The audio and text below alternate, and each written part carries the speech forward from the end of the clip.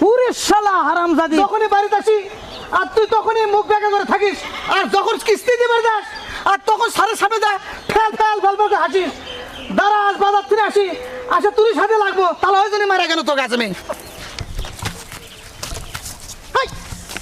High রে খুঁটি সত্যি রে, বউ বেকা, রাস্তাগুলো হচ্ছে বেকা বেকা, রাস্তা সোজা হতে পারেনি। এই মেয়া, রাস্তা দেখে চলতে পারেন না? একদিকে বাড়ির বয়ের জ্বালা, একদিকে রাস্তাগুলো হচ্ছে হ্যাকা বেকা। আপনাদের জ্বালা তুমি থাকতে পারতেছি না, বয়ের জ্বালা থাকতে পারতেছি না। কি হয়েছে বাবু মিয়া, আপনার মেজাজ আজকে এত খিটখিটা কেন? আপনার বইয়ে কি আজকে আপনার 5 কেজি মরিচ খাওয়াইছে? ওই মেয়া, আবার বইয়ের পেশাল তুলতেছ, মরিচ খালি তো মাথা ঠিক থাকলো নি, আর বইয়ের কথা শুনে মেজাজ আমার চলে যায়। ঠিক আছে, বইয়ের পেশাল নাই কোন রকম। আরে বাবু মিয়া,